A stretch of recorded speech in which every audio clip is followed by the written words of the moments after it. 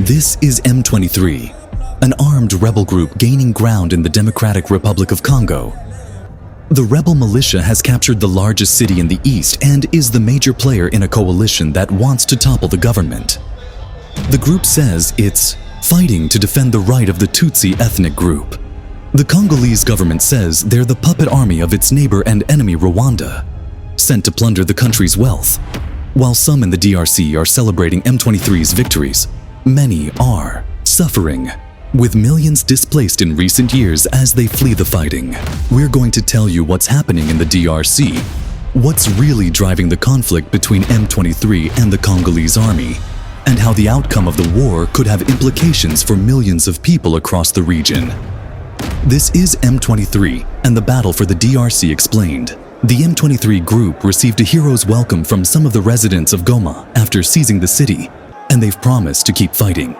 Having taken Goma, close to the Rwandan border, their soldiers are now heading south to the city of Bukavu.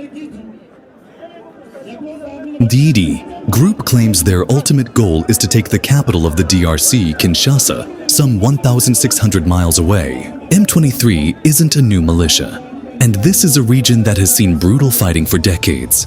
In fact, the scenes in Goma today are reminiscent of 13 years ago, when shortly after M23 was formed, they first took control of the city, forcing tens of thousands to flee.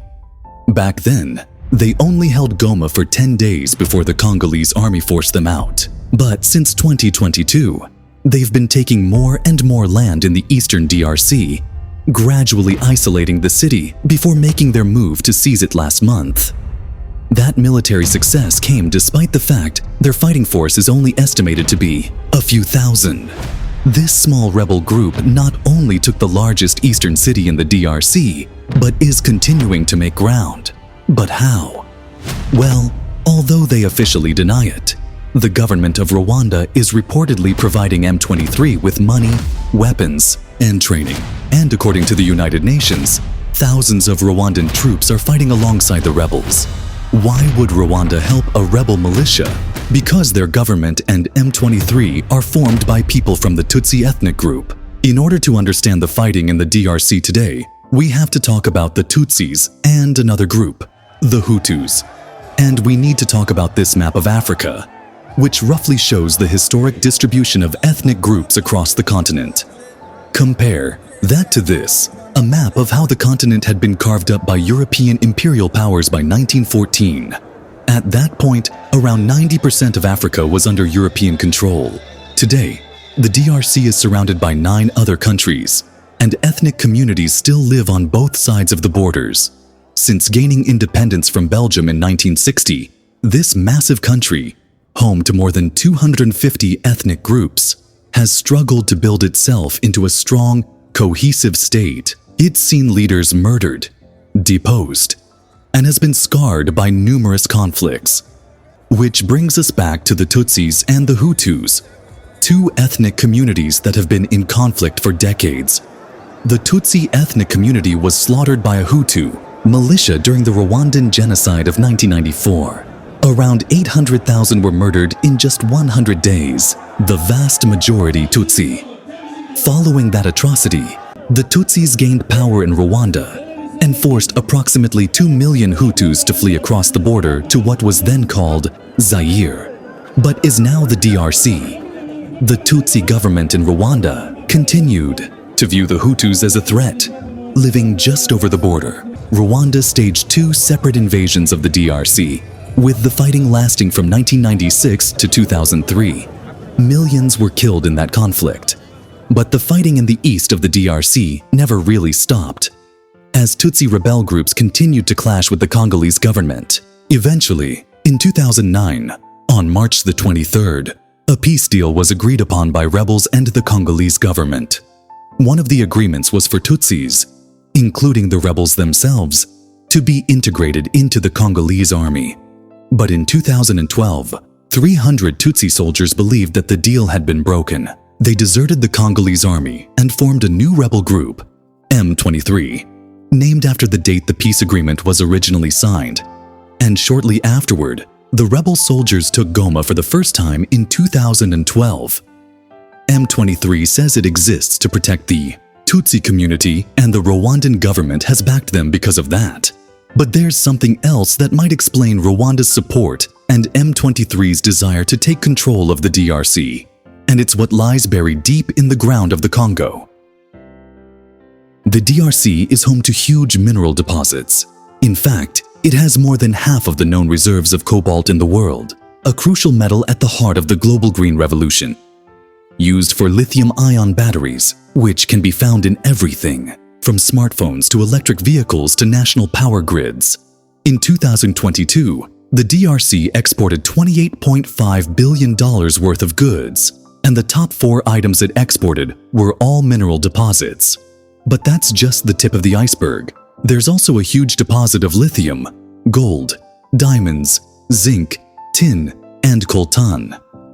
And at the moment, the DRC is only mining a tiny fraction of the reported $25 trillion worth of untapped natural resources that it sits on. And that potential for huge sums of money is a major motivation for groups like M23. The DRC government has accused Rwanda of stealing its mineral wealth, claiming that it loses about $1 billion a year from theft, with minerals smuggled over the border. And the United Nations has said that Rwanda uses M23 as a way to extract minerals and export them for profit. They also say M23 makes close to $1 million a month by taxing the mines they control, helping them to pay their fighters and buy their weapons. With such huge riches at stake on both sides, it's a recipe for sustained conflict. But what does this all mean for the people living in the east of the DRC? It means a life that's never been at peace. More than 6 million have been killed since the mid-1990s, and the same number have been forced from their homes in just the last 4 years. In Goma, the United Nations has said the recent M23 assault saw around 3,000 killed and a similar number injured. With M23 forces using heavy weaponry, M23 strongly denies targeting civilians. The UN reported that hospitals and camps for displaced people have also been bombed. And there are individual cases of violence and devastation. As DRC authorities fled Goma, at this jail, prisoners started a fire and broke out. But some did not make it out. Women were burned to death, their bodies barely recognizable to families. More broadly, sexual violence is a weapon used by both sides in this conflict. The UN has received reports of women being raped by the Congolese army and its allies in the region, and M23 has long been accused of similar human rights violations, with Human Rights Watch stating that the group leaves behind a growing trail of war crimes. Both the Congolese government and M23 deny accusations of human rights abuses. So what happens next?